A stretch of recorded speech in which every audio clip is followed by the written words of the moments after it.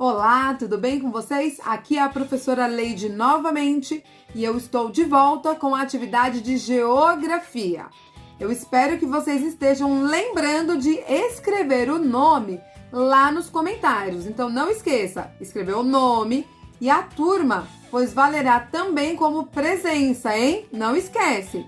Já mandei vídeo de português, de matemática e de ciências. Então esse é o 4º vídeo. Espero que ninguém tenha esquecido de escrever o nome. Então vamos à nossa atividade de hoje. Eu vou ler o texto e vocês também devem ler, tá? Nunca deixem de praticar a leitura de vocês. Não esqueçam, na verdade, né? Leia sempre. Ai, professora, vou ler só os textos das atividades? Não.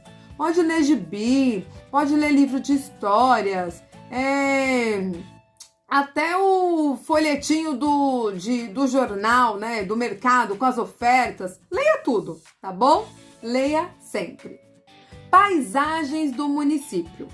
Em geral, os municípios são formados por uma área rural e uma área urbana. A área rural corresponde ao campo e a área urbana corresponde à cidade. O campo é habitado por pessoas que vivem em sítios, chácaras, fazendas, vilas, aldeias, assentamentos e bairros rurais. As casas podem ser de madeira, de taipa, de alvenaria ou construídas sobre palafitas. Por exemplo, ao contrário das cidades, no campo não há extensos aglomerados de construções. Entre as principais atividades econômicas praticadas no campo está a produção de alimentos, o cultivo de frutas e vegetais, a criação de animais e a extração de recursos da natureza. Atividades como o turismo e o artesanato também são desenvolvidas no campo.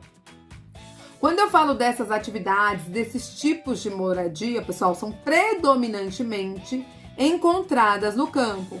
Ah, professora, porque eu já vi esse tipo de moradia na cidade ou esse tipo de atividade econômica aqui na cidade. Ok, pode acontecer mesmo, tá? Mas predominantemente, onde nós vamos encontrar em maior quantidade essas características, né, de moradias e atividades econômicas é na área rural, no campo, tá bom?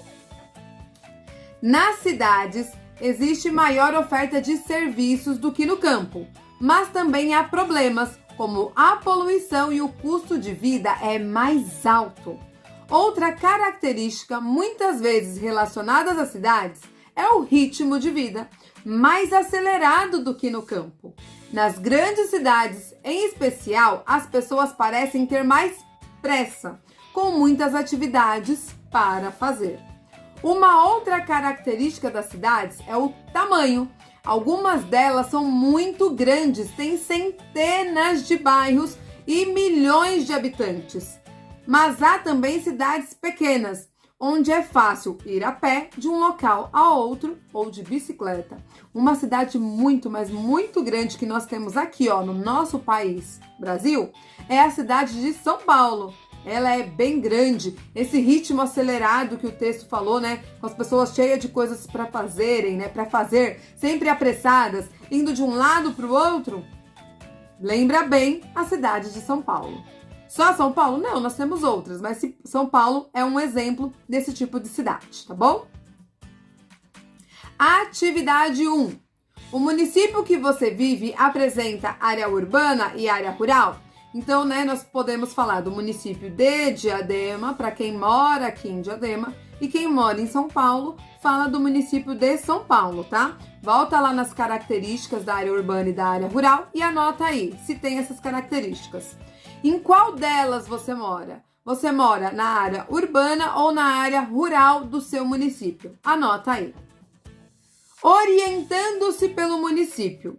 Aí agora eu vou colocar aqui do lado para vocês verem a rosa dos ventos. Viram? Ela serve para nos auxiliar na localização. Vamos entender um pouquinho sobre isso? Com a ajuda dos pontos cardeais, é possível se localizar em um município, seja na área rural, seja na área urbana. Como? Podemos nos orientar conhecendo o lado onde o sol aparece ou se põe no horizonte. O sol sempre aparece do mesmo lado no horizonte pela manhã. Este é o lado leste. No fim da tarde, o sol se põe no lado oposto.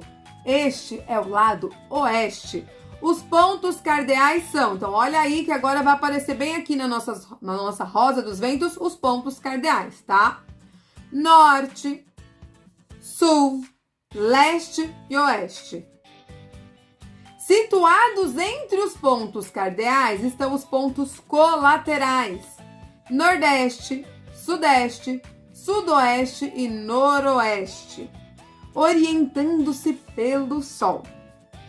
Se abrir os braços com a mão direita apontando para o lado onde o sol aparece, você terá a indicação leste.